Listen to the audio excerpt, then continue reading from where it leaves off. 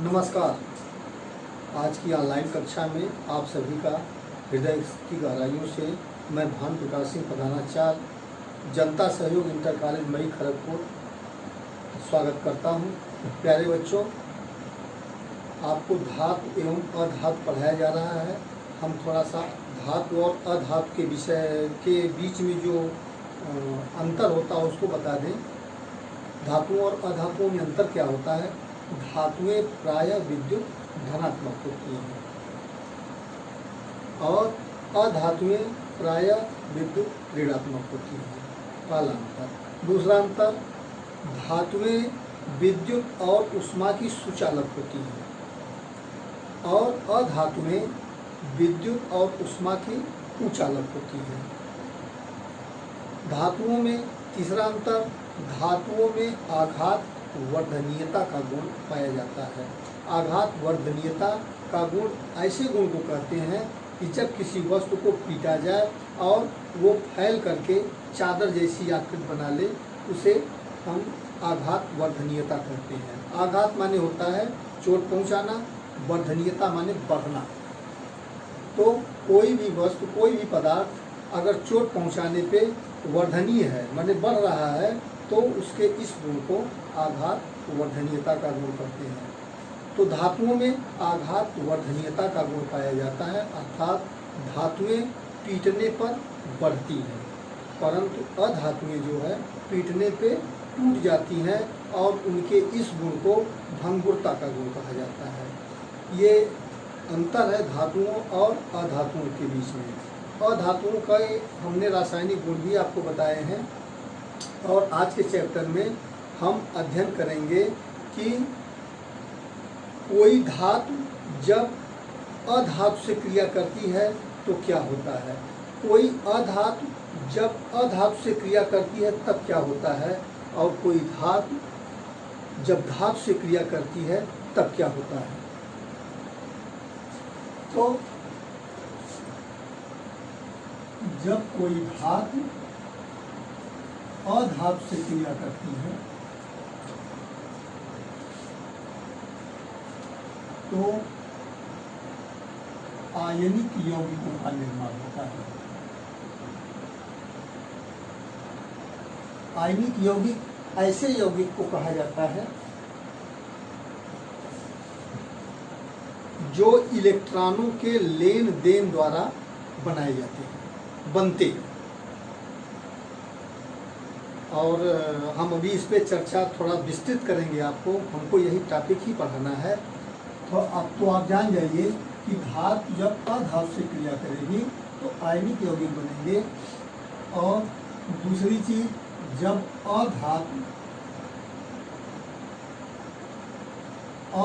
से क्रिया करती है तो सहसंयोजी यौगिक बनेंगे।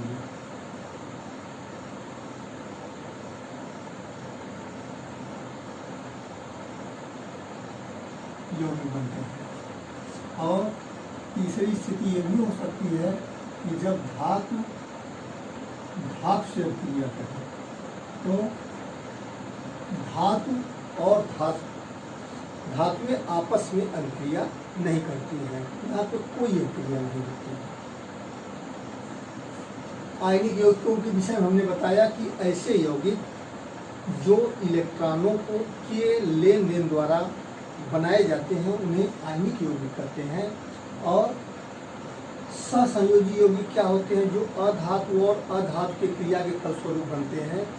तो सहसंयोजिक यौगिकों का निर्माण इलेक्ट्रॉनों के साझे के द्वारा होता है। सह माने साझा होता है, ठीक है। तो हमको अभी पढ़ना है धातु और अधातु में जब अभिक्रिया होती है तो आयनिक यौगिक बनते हैं। ये आयनिक यौगिक क्या होते हैं, ये कैसे बनते हैं, तो इसके विषय में हम चर्चा करेंगे।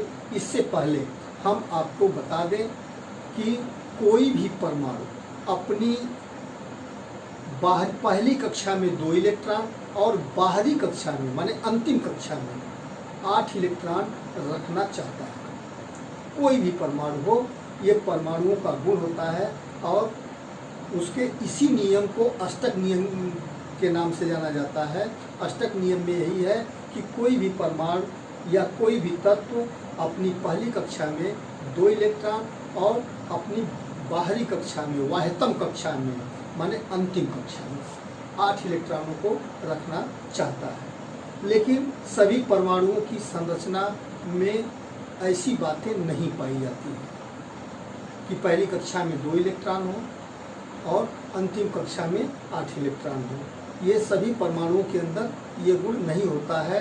ये गुण केवल अक्रिय गैसों के अंदर होता है। अक्रिय गैसों में हीलियम है, नियान है, क्रिप्टॉन है, आर्गन है, ये सब अक्रिय गैसें हैं जिनकी बाहरी कक्षा में 8 इलेक्ट्रॉन पाए जाते हैं। और तो जब जिसकी बाहरी कक्षा में 8 इलेक्ट्रॉन नहीं होंगे हीलियम को छोड़ करके, तो संख्या 8 को पूरा करने के लिए परमाणु जो होता है वो बेचैन रहता है हमेशा कि हमारी बाहरी कक्षा में 8 इलेक्ट्रॉन हो जाए।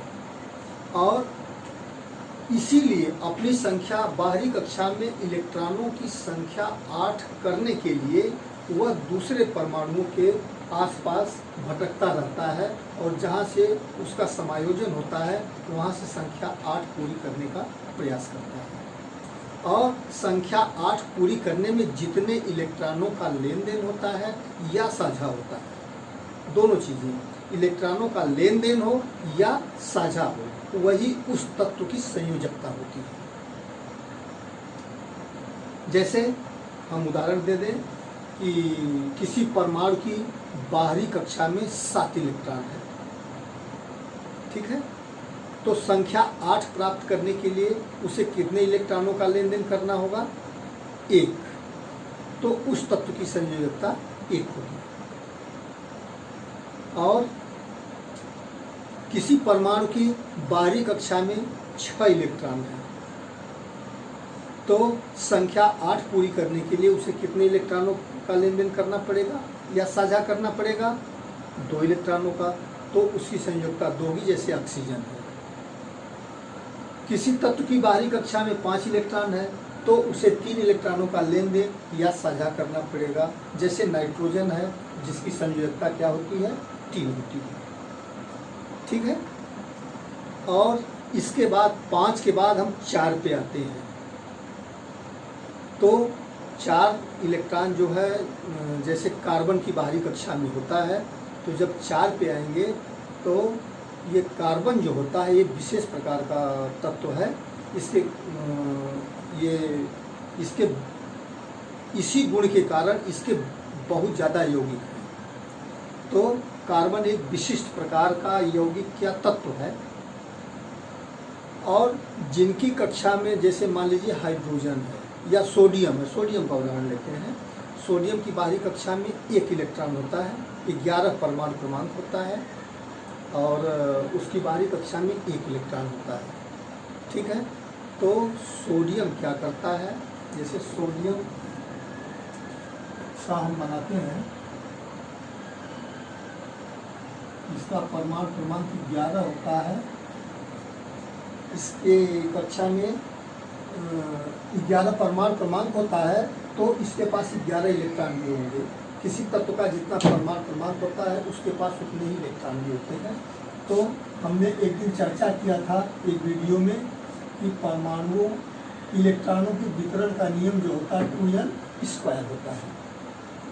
जहाँ n कक्षा की संख्या है, n का मान 1 रखेंगे तो पहली कक्षा में 2 इलेक्ट्रॉन पाए जाएंगे, n का मान 2 रखेंगे तो दूसरी कक्षा में 8 इलेक्ट्रॉन पाए जाएंगे, n का मान 3 रखेंगे तो तीसरी कक्षा में इलेक्ट्रॉनों की संख्या अधिकतम संख्या 18 पाई जाएगी।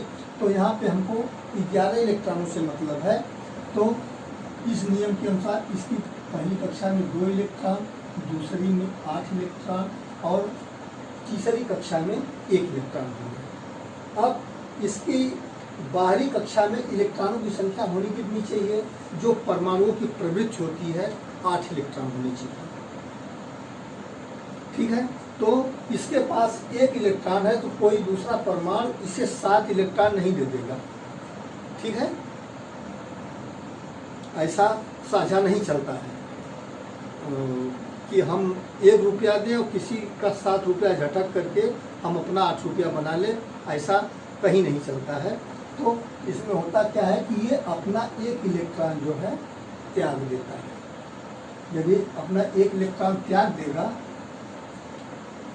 तो इसकी संरचना क्या हो जाएगी, 2 8 हो जाएगी।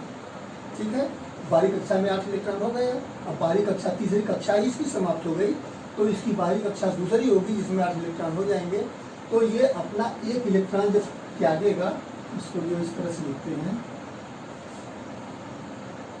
सोडियम -1 इलेक्ट्रॉन, तो इसकी संरचना 2 8 होगी। और ये सोडियम 1 इलेक्ट्रॉन त्याग रहा है तो सोडियम प्लस होगा। अब ये प्लस क्यों होगा, माइनस क्यों नहीं होगा, इसका उत्तर आपको हम बता दें। आप समझने का गंभीरता से प्रयास करें। प्यारे बच्चों, किसी भी परमाणु में जितने प्रोटॉन इलेक्ट्रॉन होते हैं उतने ही प्रोटॉन होते हैं। ठीक है, इलेक्ट्रॉन जो है ऋण आवेशित होते हैं और प्रोटॉन धन आवेशित होते हैं। तो जैसे ये सोडियम है, तो सोडियम के पास 11 ऋण है और 11 धन है। ठीक है, तो 11 ऋण 11 धन से उदासीन हो जाएगा। लेकिन जो सोडियम प्लस है, इसके पास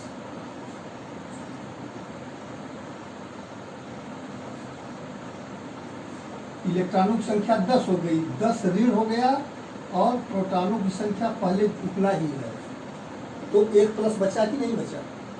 इसीलिए जब कोई भी परमाणु 1 इलेक्ट्रॉन त्यागता है तो उस पर 1 धनावेश आएगा, और 2 इलेक्ट्रॉन त्यागेगा तो 2 धनावेश आएगा, 3 इलेक्ट्रॉनों का त्याग करेगा तो 3 धनावेश आएगा।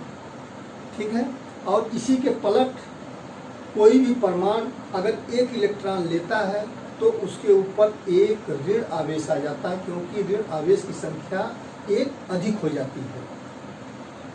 ठीक है, अगर 2 इलेक्ट्रॉनों को ग्रहण करेगा तो उसके ऊपर 2 ऋण आवेश आ जाएगा। ऐसे ही 3 होगा तो 3 ऋण आवेश आ जाएगा। तो ये नियम है। हमको उम्मीद है कि आपको समझ में आ गया होगा। हम इसके बाद चर्चा करते हैं इलेक्ट्रॉन बिंदु संरचना पे।